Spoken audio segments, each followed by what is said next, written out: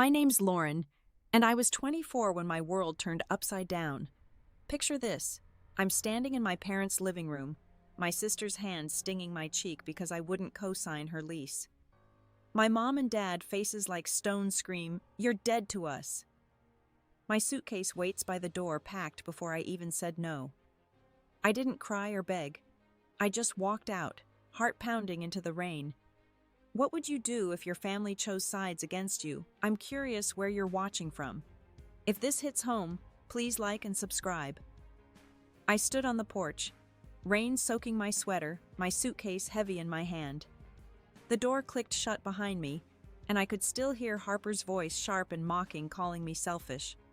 My name's Lauren, 24, and I'd driven 3 hours from Columbus to visit my family in our old Ohio suburb, thinking we'd share a warm weekend.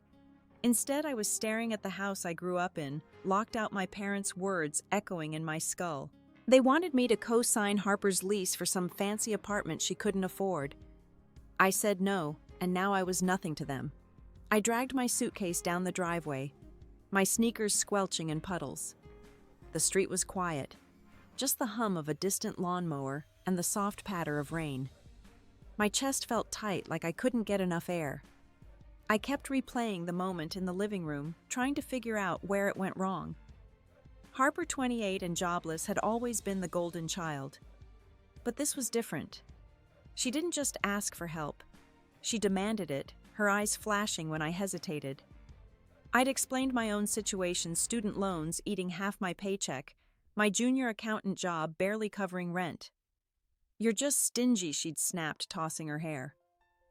My parents, Margaret and Robert, nodded along, their faces hard. "Family helps family," they said, as if my struggles didn't count. I reached the sidewalk, glancing back at the house. The curtains twitched. Someone was watching. Probably Mom, checking to make sure I was really gone. I wanted to scream, to bang on the door and demand they listen, but my throat was too tight. Instead, I started walking toward the corner store a block away, figuring I'd call a cab from there. My phone buzzed in my pocket, but I ignored it. Probably Harper gloating. The rain picked up, cold drops sliding down my neck. I felt small, like the world had tilted and I was sliding off. At the store, I ducked under the awning, my hands shaking as I set my suitcase down. The neon sign buzzed, casting a sickly glow on the wet pavement. I pulled out my phone, ready to call a cab, when I heard footsteps. Mrs. Clara, our neighbor, appeared, her umbrella bobbing. She was 60, a retired teacher with sharp eyes and a habit of knowing everyone's business. "Lauren, honey, what's going on?" she asked, her voice soft but firm. I opened my mouth, but nothing came out at first. Finally, I managed. "They kicked me out." My voice cracked, and I hated it. Clara's face tightened, and she stepped closer, shielding me with her umbrella. "Because of Harper's lease?" she asked. I nodded, surprised she knew. She sighed, her breath visible in the chilly air. "I heard them arguing yesterday. Your parents have been planning to lean on you for a while. Harper's been spinning stories saying you're loaded." I stared at her, my stomach twisting. "Loaded? I'm barely scraping by." Clara shook her head, her silver earrings glinting. "They don't see it. Harper's got them wrapped around her finger." She paused, then added, "You did the right thing saying no. Don't let them guilt you." Her words were kind, but they didn't ease the ache in my chest. I felt betrayed, not just by Harper, but by Mom and Dad, who'd always preached fairness, but dropped me the second I stood my ground.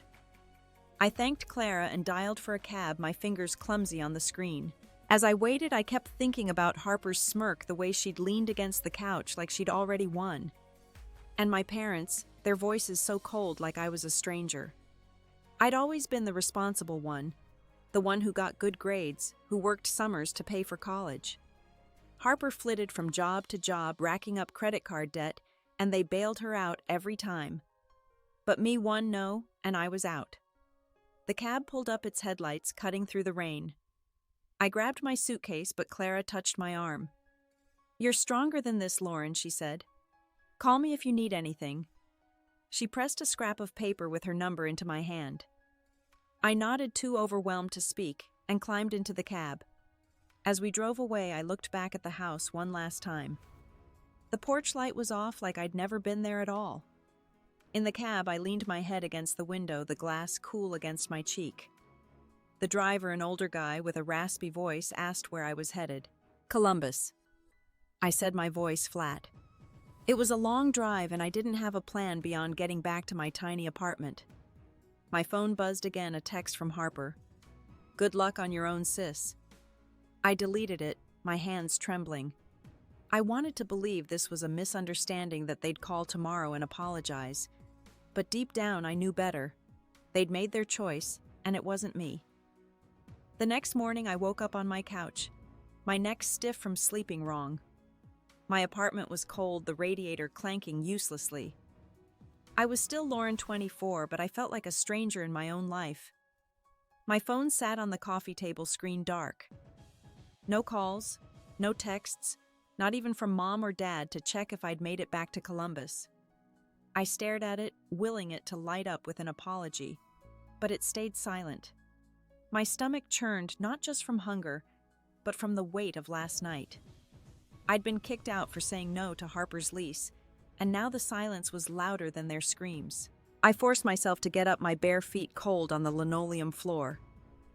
The mirror in my bathroom showed puffy eyes and a face I barely recognized.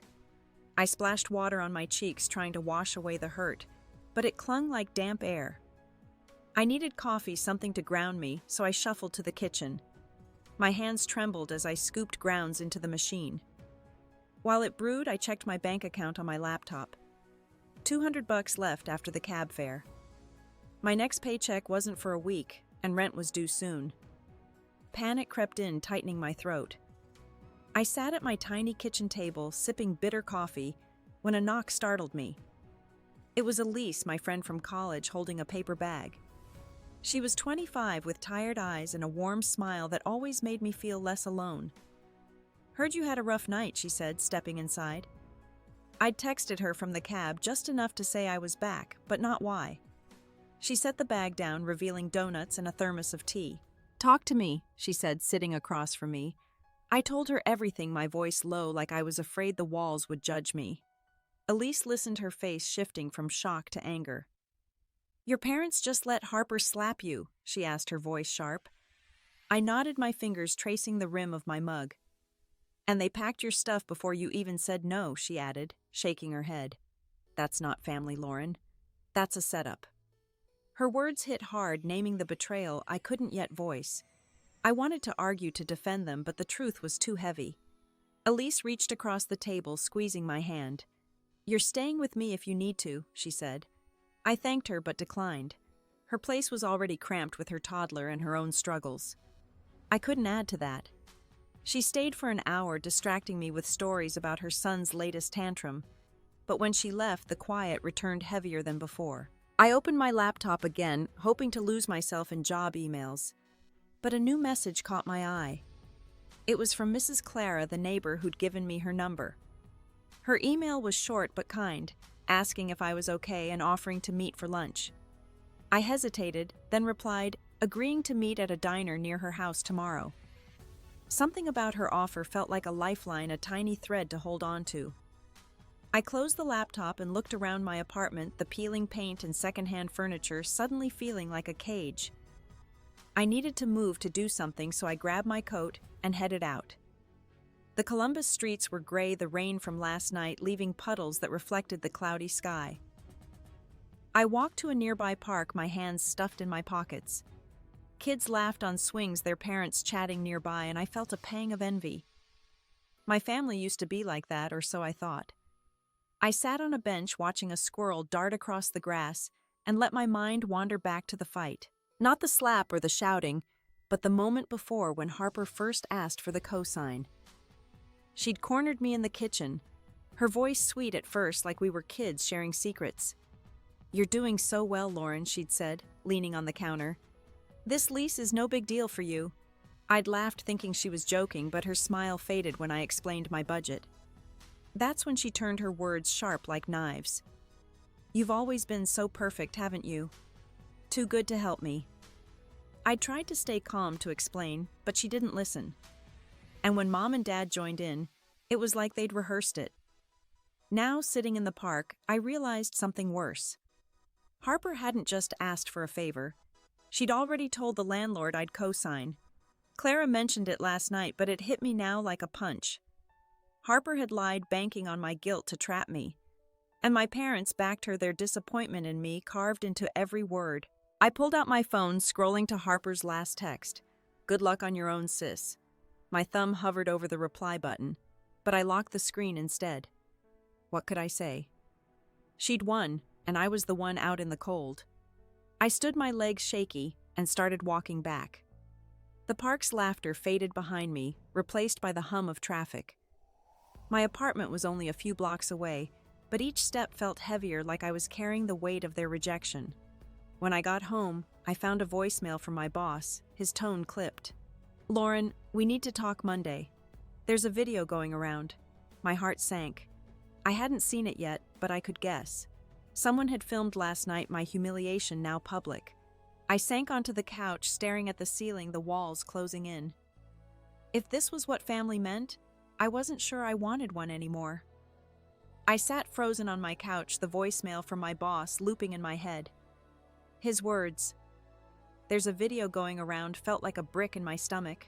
I was Lauren, still 24, but my life in Columbus was unraveling faster than I could catch it. It was Monday morning, gray light filtering through my apartment's cheap blinds. I hadn't slept much. My mind stuck on Harper's text and the silence from my parents. Now this video, whatever it was, threatened to bury me deeper. I grabbed my phone, hands clammy, and opened the browser. It didn't take long to find it. Some kid, probably a neighbor, had posted it on a local forum, family drama in suburbia. The thumbnail showed me rain-soaked, dragging my suitcase down the driveway. I clicked play, my heart hammering.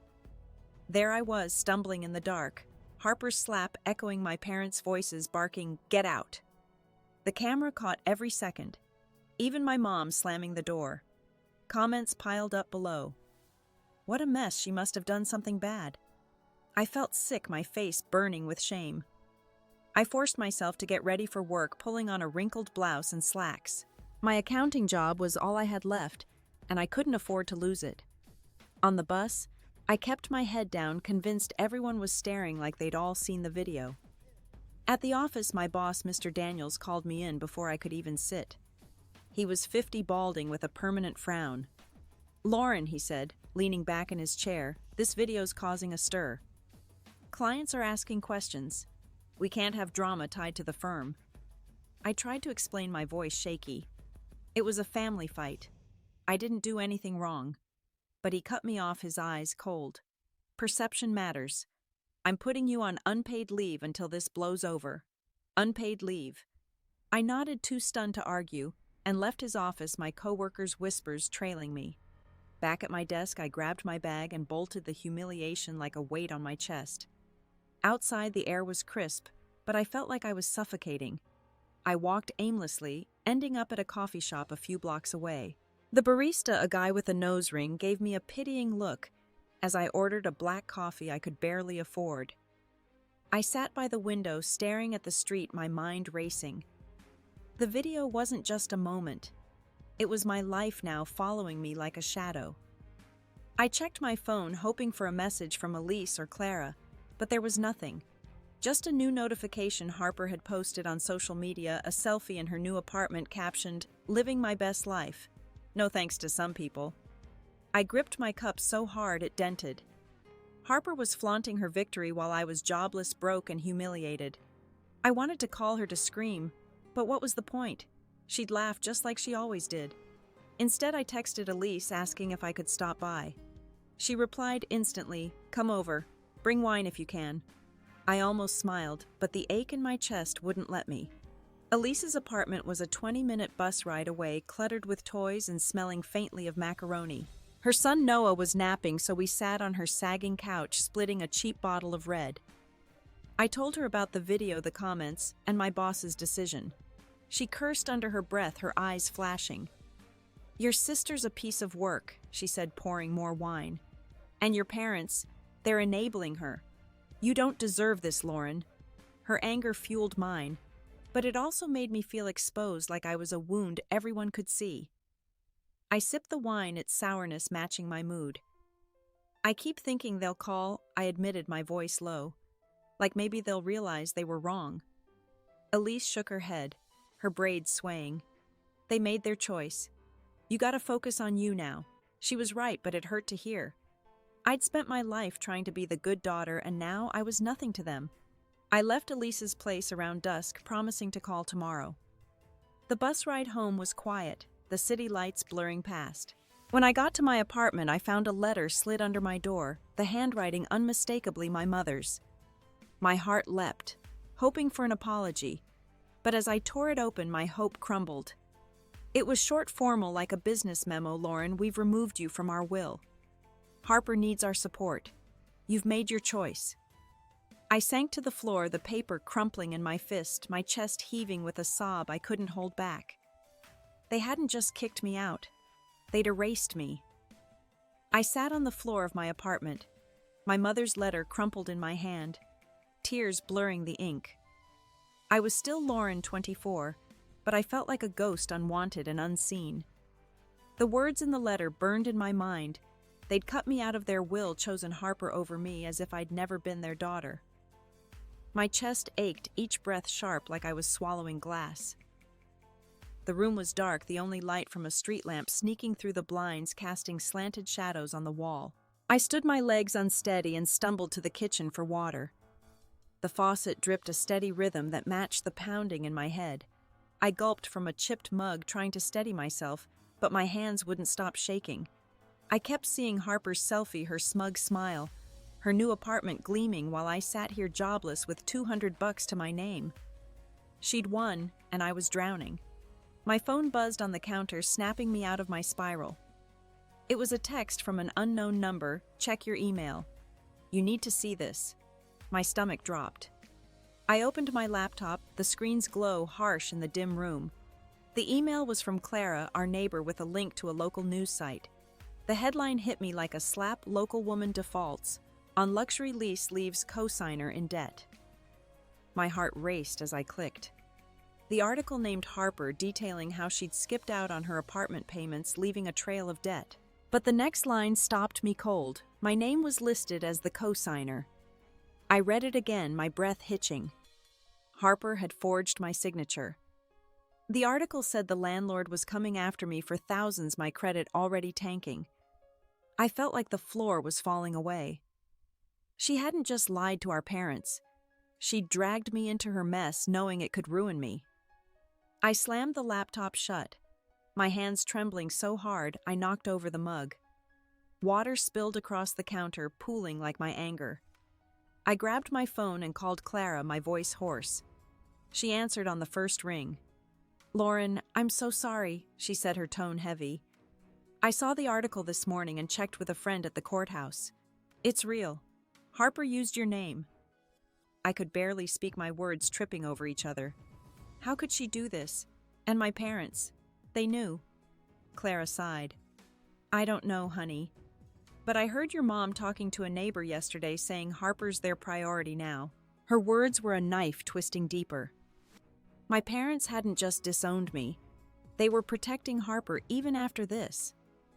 I thanked Clara, my voice hollow, and hung up. I paced the apartment, my bare feet slapping the cold floor. Every step fueled my rage, but it was mixed with something worse, helplessness. I couldn't afford a lawyer, couldn't fight this, couldn't even pay my rent. Harper was out there free while I was trapped in her lie. I sank onto the couch, my eyes landing on a photo on the shelf. It was me and Harper kids at a county fair, cotton candy staining our grins. I'd always thought we'd have each other no matter what. But now that memory felt like a betrayal too. I grabbed the frame and shoved it into a drawer, slamming it shut. The sound echoed sharp and final, but it didn't ease the storm in my chest. My phone lit up again, this time with an email from my landlord. Lauren, your credit report shows a default. We need to discuss your lease. I stared at the screen, my pulse roaring in my ears. The video, the will, the forgery, it was all piling up, each blow harder than the last. I wanted to scream, to break something, but I just sat there numb as the walls seemed to close in. And then another buzz, A new social media post from Harper tagged at a bar laughing with friends, her caption reading "No regrets." I threw the phone across the room, my scream finally breaking free, raw and jagged, as the world spun out of control. I was Lauren, 25 now, scraping by in Columbus, my life a tangle of debt and shame. It was a chilly spring morning, 6 months since my parents disowned me, and I was working a part-time barista gig at a coffee shop, the smell of espresso clinging to my apron. My apartment was a lifeline I could barely afford, and Harper's forgery on that lease still haunted me, my credit score a wreck. I was wiping down the counter when my phone buzzed with a text from Clara, urgent. "Meet me at the diner. Noon." My stomach nodded, but I couldn't say no to her. I clocked out early, my hands jittery as I bussed across town. The diner was a faded relic, all chrome and vinyl, the air thick with grease. Clara sat in a corner booth, her face grim, a newspaper folded beside her coffee. I slid in across from her, my heart thudding. "What's wrong?" I asked, my voice barely above a whisper. She pushed the paper toward me, her eyes soft but unyielding. "Read this, Lauren. You need to know." I unfolded it, my fingers trembling. The headline screamed, "Local woman's fraud leaves sister in financial ruin." My name was there alongside Harper's, the article laying out how she'd forged my signature on her lease, defaulting on payments that now fell to me. But there was more, a quote from Harper, bold and shameless. "My sister's always been jealous. She refused to help, so I did what I had to." I stared at the words, my breath catching the diner's hum fading to a dull roar. Harper hadn't just lied. She was painting me as the villain, twisting the truth for the world to see. I looked at Clara, my voice shaking. "She's blaming me."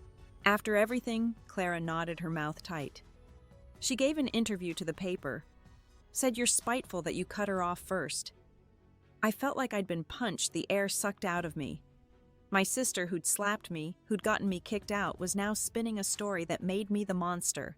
I wanted to tear the paper apart, to scream, but I just sat there, my hands clenching the table's edge.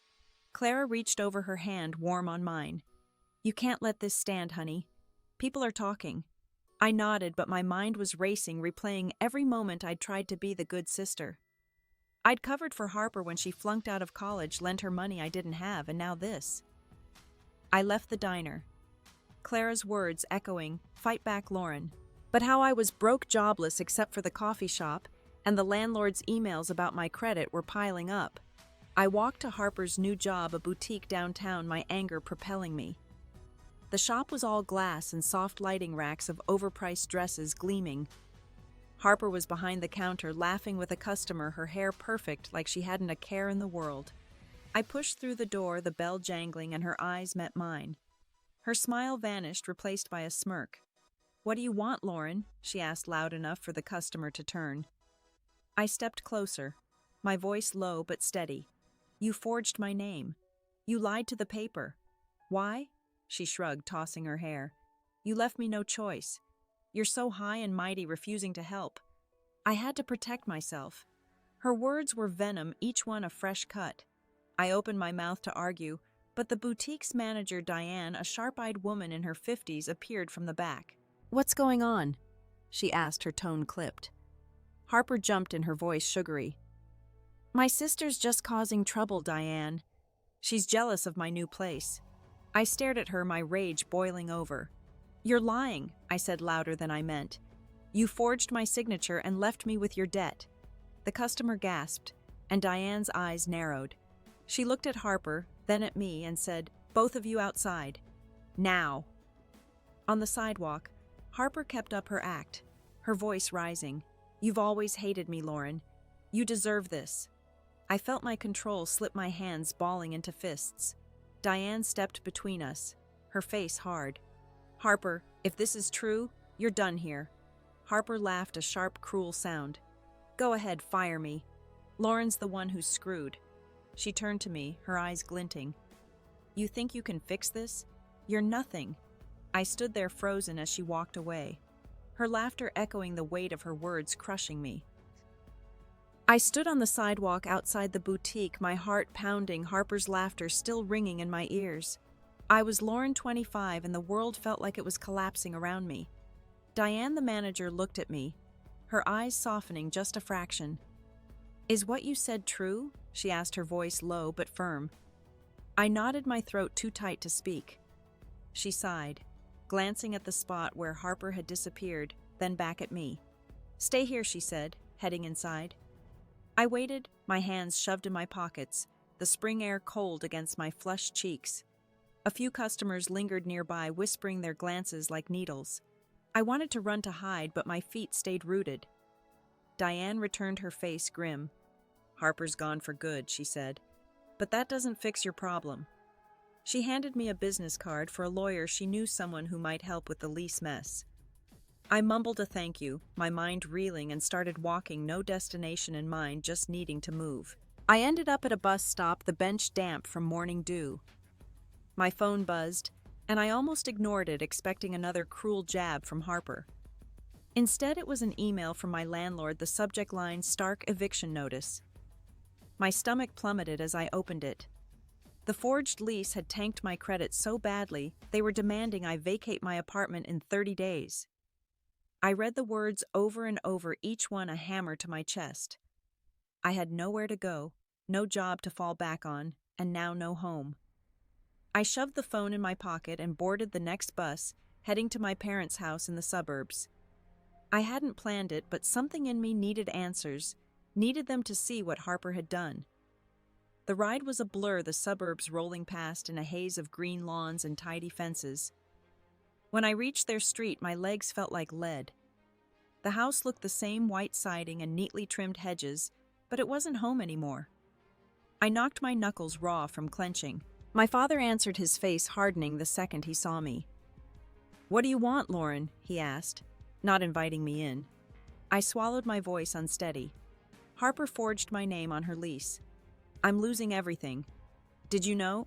He crossed his arms, his jaw tight. "You should have helped her. This is on you." I stared at him, my father, the man who'd taught me to ride a bike, now looking at me like I was a stranger. "She lied," I said, my voice breaking. "And you're okay with that?" My mother appeared behind him, her eyes red but cold. "You're causing trouble, Lauren. Harper's trying to move on. Why can't you—" I felt like I'd been slapped again, not by Harper this time, but by them. "Move on," I said louder now. "She's ruined my life, and you're defending her." My father stepped forward, his voice low. "You made your choice when you said no. We're done here." He started to close the door, but I pushed my hand against it, desperate. "You're my parents," I pleaded. "How can you do this?" My mother's voice cut through, sharp and final. "You're not our responsibility anymore." The door slammed, the sound echoing in my skull. I stood there frozen as a neighbor across the street peeked out her window, her curtain twitching. My chest heaved, tears streaming down my face, but I didn't care who saw. I turned and walked away, my shoes scuffing the pavement, each step heavier than the last. Back at my apartment, I collapsed onto the floor, the eviction notice still open on my phone. The walls seemed to pulse, closing in. I curled into a ball, my sobs raw and ragged, the weight of their rejection crushing me. Harper's lies.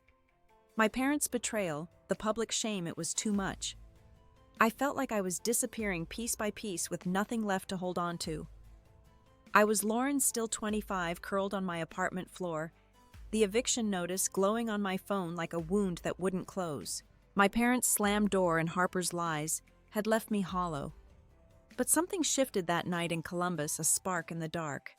I wiped my tears, my hands trembling, and picked up the business card Diane had given me at the boutique. It was for a lawyer, someone who might help untangle the lease mess.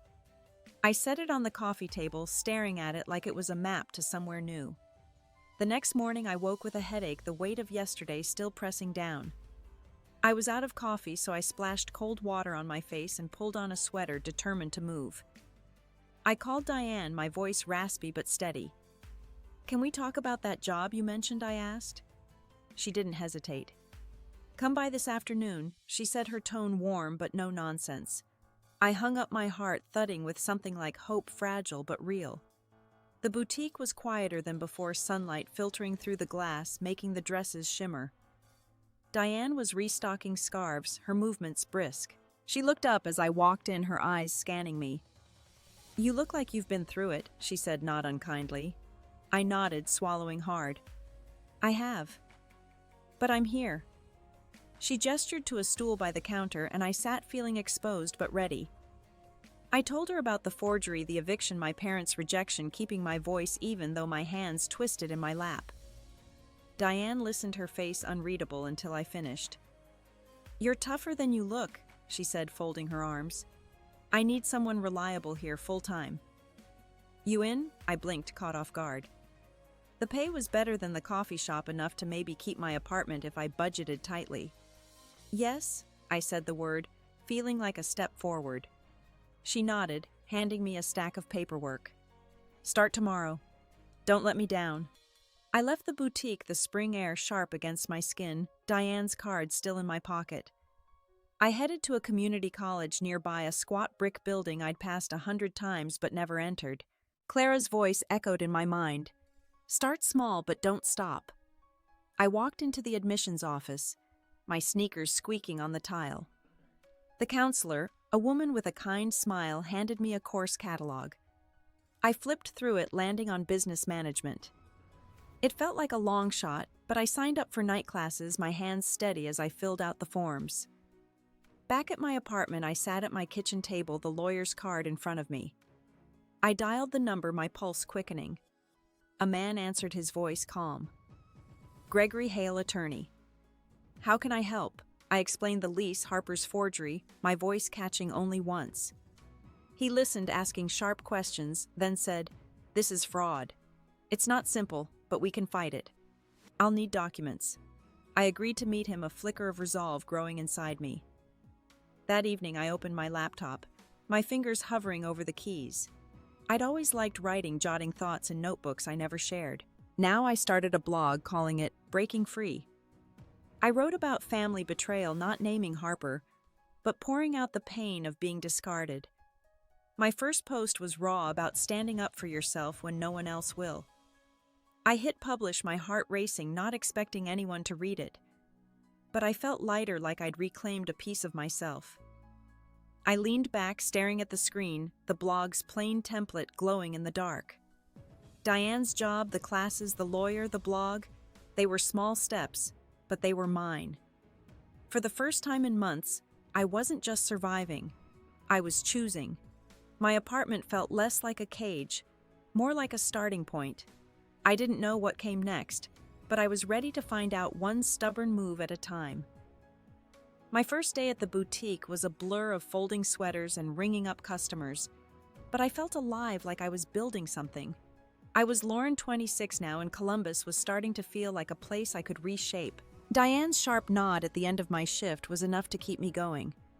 I was still juggling night classes and meetings with Gregory the lawyer, but the blog I'd started was my quiet rebellion, a space to reclaim my voice.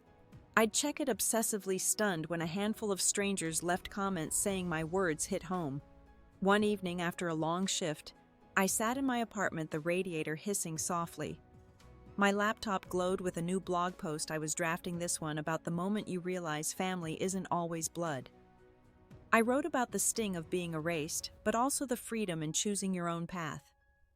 As I typed, my phone lit up with a message from a reader named Tessa, a 30-year-old nurse from Dayton. "Your story's mine too," she wrote. "My brother betrayed me and my parents took his side. Can we talk?" I stared at her words, my chest tightening, not with pain but with connection. I replied, suggesting a call, my fingers trembling with the weight of not being alone. Tessa and I spoke the next night, her voice warm over the crackly line. She told me about her brother's lies, how her parents dismissed her pain, and how she'd moved away to rebuild. "You're doing it, Lauren," she said. "You're not letting them define you." Her words were a spark fanning the resolve I'd been nurturing. I told her about the boutique, the classes, the blog, and she laughed, a sound that felt like sunlight. "Keep going," she said, "and let's start a group for people like us." The idea took root, a vision of a community where no one felt discarded. At the boutique, I threw myself into work, learning the inventory system and suggesting small changes like rearranging displays to draw more foot traffic. Diane noticed, pulling me aside one afternoon. "You've got a knack for this," she said, her eyes appraising. Ever thought about running a place like this? I hadn't, but her words planted a seed. I started sketching ideas for a business. Nothing grand, just a way to help small shops like Diane's with their books and marketing. It was a dream I tucked away, but it felt like mine. Gregory called with news about the lease. He'd found proof Harper had forged my signature, a sloppy email trail she hadn't bothered to hide. "We can clear your name," he said, "but it'll take time and some fees." I didn't have much, but I agreed to pay what I could, scraping together tips from the boutique. It wasn't just about the money, it was about erasing Harper's mark on my life. I hung up feeling lighter, like I was peeling away her lies one by one. One night after class, I walked home under a sky heavy with stars. My phone buzzed, a call from my father. My heart skipped, but I answered, my voice steady. "Lauren," he said, his tone gruff, "your blog's causing a stir. Neighbors are talking. Stop shaming us." I stood still, the street quiet, except for the rustle of leaves. "I'm telling my truth." I said, my words calm but firm. "If that bothers you, that's not my problem." He sputtered, demanding I take it down, but I ended the call, my breath steady. I'd spent too long shrinking for them. Back at my apartment, I sat on my couch, the blog open on my laptop. Tessa had sent another message, sharing a link to a forum where others were posting about family betrayal inspired by my posts. I read their stories, each one a mirror to my own, and felt a quiet strength settle in my chest. I didn't need my parents' approval or Harper's remorse. I was building something better, piece by piece. I closed the laptop, my eyes lingering on the dark screen, and in that silence, I knew I wasn't the girl they'd thrown out anymore. I was Lauren, 30 now, standing in my small Columbus office, a rented space with creaky floors and a window overlooking a busy street. It was 2020, and the choices I'd made, taking Diane's job, starting classes, launching my blog, had grown into something real. My consulting business was picking up, helping local shops with their books and marketing plans. I'd hired Elise as my assistant, her steady presence a reminder of the family I'd built. But the past wasn't done with me, and its shadow crept closer every day. The office was cluttered with files and a whiteboard scrawled with client notes. I was reviewing a proposal when Elise poked her head in her braids, tied back, a grin on her face. "You got a package," she said, tossing a padded envelope onto my desk. It was unmarked, no return address, just my name in sharp black ink. I frowned, slicing it open with a letter opener. Inside was a single sheet of paper typed, "No signature. Your podcast is lies. Stop before you regret it." My pulse quickened, the words cold and deliberate. I'd turned my blog into a podcast last year, sharing stories of family betrayal, mine included, and it was gaining traction with thousands of downloads. But this note felt personal, like a warning from someone too close. I showed it to Elise, who read it twice, her jaw tight. "Harper?" she asked, her voice low. I shrugged, but the thought had already taken root. My sister had been quiet since I'd blocked her online, but this fit her style, cowardly cutting. I tucked the note away, trying to focus on work, but it lingered, a splinter in my mind. That evening I drove to my new home, a modest one-bedroom I'd bought with my savings. It was my sanctuary, with pale blue walls and a porch where I sipped coffee at dawn. I invited Clara and Elise over for a housewarming, the first time I'd hosted anyone. Clara arrived first, her steps slower now, her health fading, but her eyes still sharp. She hugged me, her perfume like lavender and memory, and handed me a potted fern. "For new beginnings," she said, smiling. Elise came with Noah, now 5, who raced around my living room giggling. We ate takeout pizza on the porch, the summer air thick with cicadas. Clara raised her glass of iced tea, her voice steady. "You built this, Lauren. Don't let anyone take it away." I nodded, my throat tight, her words anchoring me against the unease of that note. But the past wouldn't stay buried. A week later, I got an email from Gregory, my lawyer. He'd finalized the lease case, proving Harper's forgery, and my credit was clear. I should have felt free, but he added a wrinkle: Harper was threatening to sue me, claiming my podcast defamed her. She hadn't named herself in my stories, but she knew they were about her, and she was scrambling to hit back. Gregory assured me her case was weak, but the threat hung heavy, a reminder of her reach. I was at my desk, rereading Gregory's email, when my phone rang. It was Tessa, the nurse who'd started our support group for estranged siblings. Her voice was tense. "Lauren, check your podcast reviews." I opened the app, my stomach sinking. A flood of one-star ratings had appeared overnight with comments like, "Liar and bitter nobody." One stood out, unsigned, but venomous. "You'll pay for dragging our family through the mud." The words matched the note's tone, and I felt a chill, certain Harper was behind it. I leaned back in my chair, the office suddenly too quiet, the hum of traffic outside a distant murmur. My podcast was my truth, a lifeline for me and others, but now it was a target. I thought of Clara's fern, its green fronds bright against my window, and her words about new beginnings. But Harper's shadow loomed, her anger a weight I couldn't shake.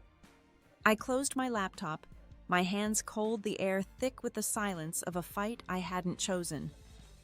I sat in my office, the silence heavy after reading those venomous podcast reviews. I was Lauren, 30, and my life in Columbus, my business, my home, my voice was under siege. The anonymous note and Harper's lawsuit threat lingered like smoke, but I pushed through my day, meeting clients, my smile practiced but brittle. By evening, I needed air, so I walked to a nearby park, the autumn leaves crunching under my boots. The sky was bruised purple, and I felt exposed, like eyes were watching from every shadow. At home, I found an invitation in my mailbox, slipped in without a stamp. It was for a charity gala downtown, honoring local entrepreneurs.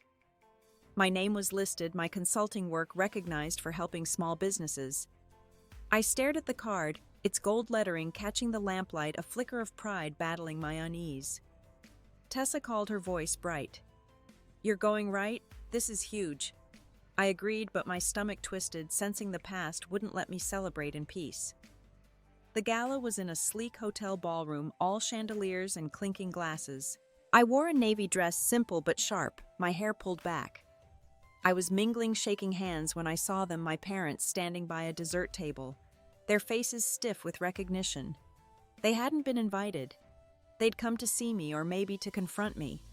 My mother's eyes met mine, her lips parting, but she looked away, her hand clutching my father's arm. My father's gaze was harder, his jaw set like I was a problem to solve. I froze, my wineglass cold against my palm, the room's chatter fading. I wanted to walk over to demand why they were here, but my feet wouldn't move. A woman beside me, a gala organizer, touched my arm. "Lauren, you okay?" she asked. I nodded, forcing a smile, and excused myself, heading for the balcony. The night air was crisp, the city lights sprawling below. I leaned on the railing, my breath shallow, their presence a weight I couldn't shake. Then I heard heels clicking. Harper stepped onto the balcony, her dress tight and glittering, her eyes glassy from too many drinks. "Didn't expect you here," she slurred, a smirk twisting her lips. "Big shot now, huh?"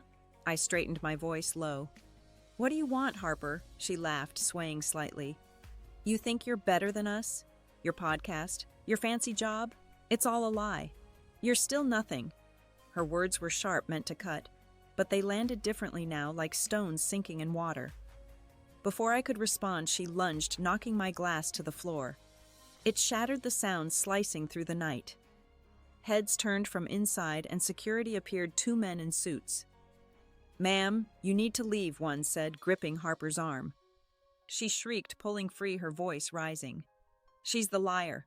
She's tearing our family apart." The crowd stared, whispers spreading, and I stood there, my face burning, the weight of every eye on me.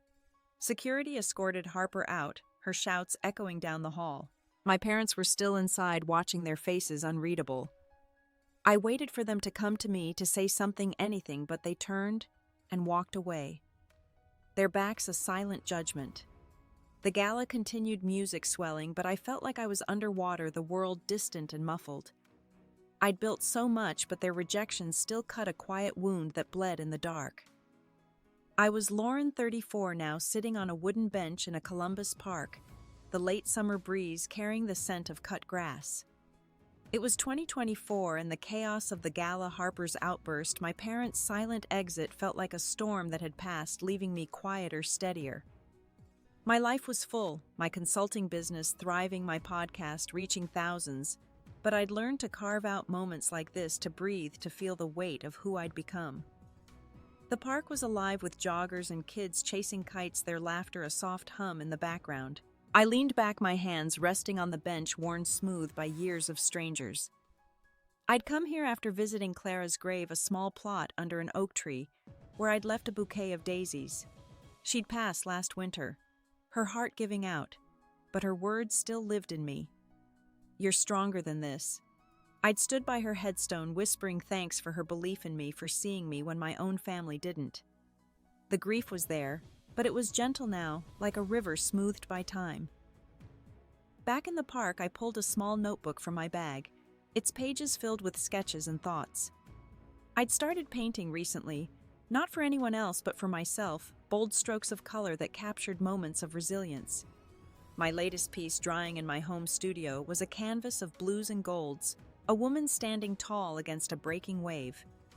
It wasn't perfect, but it was mine, a way to hold the pieces of my story without letting them cut. I jotted a note about a local art show, wondering if I'd be brave enough to submit. My phone buzzed, a text from Tessa, who'd grown from a blog reader to a close friend. "Mentoring session tonight?" she asked.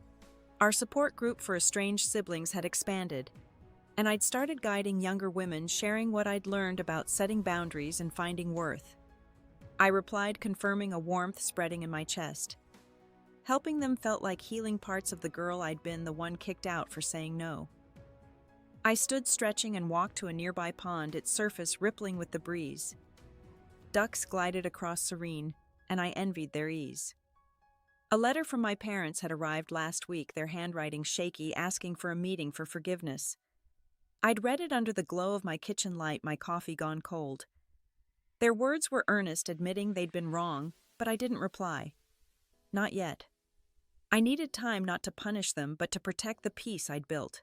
I tossed a pebble into the pond, watching the ripples spread, each one a choice I'd made to keep moving. A young woman jogged by, her ponytail swinging, and I thought of Elise's daughter Mia, now 8, who'd started calling me Aunt Lauren.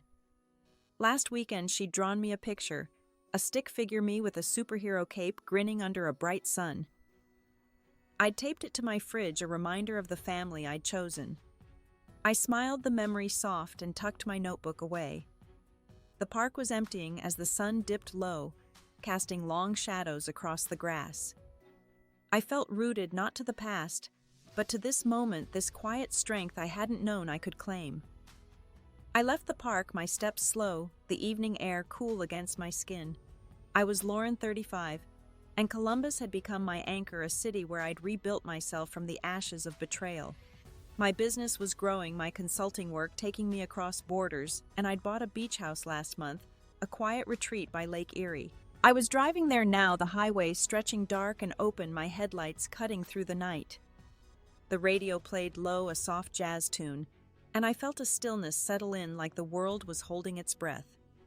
The beach house was small, cedar-sided, with windows that caught the sunrise. I arrived late, the lake's waves, a steady whisper outside. I dropped my bag and stepped onto the porch, the wood creaking under my bare feet. The stars were sharp, countless, and I stood there letting the vastness sink in. I'd invited Tessa's group for a retreat here next week, a chance for us to share stories, to heal together. The thought warmed me, a reminder of the community I'd helped build, a family of strangers who'd become my own. Inside, I lit a single lamp, its glow soft on the walls. I pulled out a letter I'd written but hadn't sent, addressed to my parents. It wasn't angry or pleading, just honest. I forgave them, but I needed distance, maybe forever. I'd carried their rejection for years, but now it was a scar, not a wound. I folded the letter and tucked it into a drawer next to a card I'd sent Harper in rehab. She was trying to get clean, and I wished her well, but I didn't owe her my heart. I'd learned to guard it, not out of fear but clarity. My phone buzzed, a message from Lucas, a therapist I'd started dating. He was 36, steady, with a laugh that eased my edges. "Safe at the beach," he texted. I smiled, replying, "Just got here." Stars are unreal. He'd shared his own story of family estrangement over dinner last month, his voice calm but raw, and it had tethered us closer. I didn't need him to fix me, but his presence felt like a gift, a quiet promise of something new. I stepped back outside the lake's rhythm steady. A memory surfaced not of pain, but of a moment before everything broke me at 10 building sandcastles with Harper, our laughter mingling with the waves. I let it linger, not to hurt, but to release. I picked up a smooth stone from the porch, cool in my palm, and tossed it into the water. It sank without a splash, and I exhaled long and slow, the weight of the past slipping away. Back inside, I curled up on the couch, a blanket over my knees. The lamp flickered, casting shadows that danced like memories.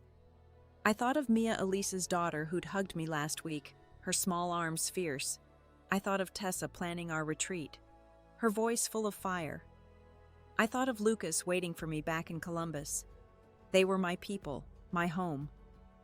I closed my eyes, the lake song filling the silence, and for the first time I wasn't running or fighting. I was just here, whole in the quiet of my own making. I was Lauren, 35, stepping off a private jet onto an Ohio tarmac, the summer heat rising in waves. It was 2025 and I'd been invited to speak at a national conference in Columbus, my consulting work now a beacon for small businesses across the country. My navy suit was crisp, my hair loose, and I carried a leather notebook filled with notes for my talk. The sky was cloudless, a blue so wide it felt like it could hold every choice I'd made to get here. As I descended the steps, I saw them, my parents, Margaret and Robert, standing by a chain-link fence, their faces lined with age, and something softer, maybe regret. They looked smaller than I remembered, their clothes plain, their hands clasped tightly.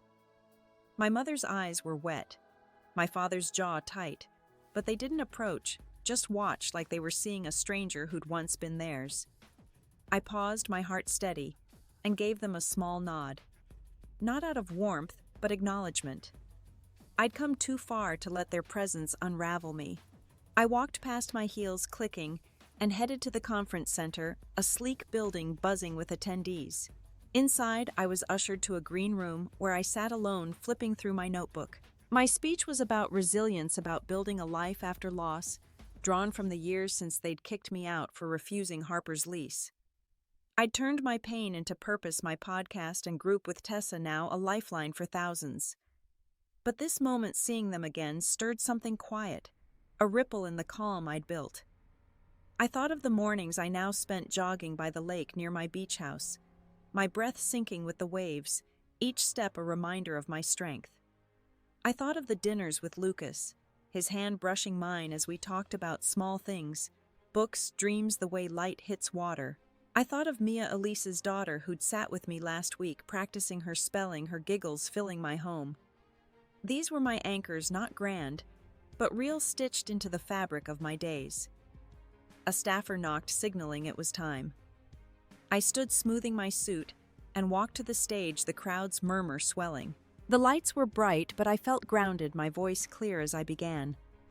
I spoke of starting over, of finding worth when others deny it, my words steady but raw. The audience leaned in, some nodding, others wiping tears. I didn't mention my parents or Harper, but their shadows were there, woven into every lesson I'd learned. Afterward, I stepped off stage, my chest light, and found my parents waiting in the lobby, their faces hesitant. My mother spoke first, her voice thin. "Lauren, we're sorry. We were wrong." My father nodded, his eyes on the floor. "Harper, she twisted things. We see that now." I listened, my hands still, their words landing but not piercing. I'd waited years for this, but it didn't change what I'd built. "I hear you," I said, my tone even, "but I've moved on." Their faces fell, expecting more, but I felt no need to give it. I walked away, the lobby's hum fading, and slipped into a quiet hallway. I leaned against the wall, closing my eyes, my breath coming slow, steady, like the lake's rhythm on a calm morning. The past was behind me, not gone, but no longer heavy, a story I'd told, and could now set down. I left the conference hall, the weight of my parents' apology lingering but not pulling me back. I was Lauren, 35, and the Columbus night stretched wide outside the city lights, steady and sure. I drove to a nearby diner, the same one where Clara had once handed me a newspaper that tore my world apart. Now I sat in a booth alone, a cup of tea steaming in my hands, its warmth grounding me. The jukebox played a soft country tune, and I let myself settle, my thoughts turning inward. I thought of Harper, who I'd visited in rehab last week. She was thinner, her eyes hollow but clear, trying to piece herself back together. I'd sat across from her, my voice calm, offering support for her recovery, but no promises of closeness. "I'm rooting for you." I'd said, meaning it, but I left with boundaries intact, my heart no longer hers to bruise. Forgiveness wasn't about erasing the past. It was about choosing what I carried forward.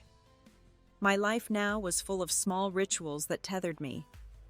I'd wake early brewing coffee in my beach house, the lake's horizon steadying my thoughts. I'd mentor women in Tessa's group, their stories echoing mine each session, a reminder that pain could forge connection. I'd paint in my spare hours, my canvases now hanging in local galleries, each stroke a piece of my truth. Lucas would join me sometimes, his quiet presence a comfort, his stories of his own healing knitting us closer. Sitting in the diner, I traced the rim of my cup, realizing the lesson that had taken years to learn. Family isn't just blood. It's the people who see you, who stay when the world turns cold. Elise, Clara, Tessa, Mia, Lucas. They were my home, built not on obligation, but choice. My parents' betrayal. Harper's lies had once defined me, but now they were just chapters, not the whole story. I'd learned to hold my worth, to set boundaries without guilt, to forgive without losing myself. The diner's clock ticked past midnight, and I paid my bill, stepping into the cool night. I looked up at the stars, brighter here than in the city, and felt a quiet certainty. I wasn't the girl who'd been kicked out, suitcase in hand, rain soaking her through. I was Lauren Whole, standing on ground I'd claimed. The past had shaped me, but it didn't own me. I drove home, the road open, my heart steady, ready for whatever came next. What's a moment that made you realize your own strength? I'd love to hear your story in the comments below. If this journey resonated with you, please like, subscribe, and share it. Help spread hope to others walking this path. Thank you for listening, for being here. Here's to finding peace, to building lives that feel true, and to carrying on with grace.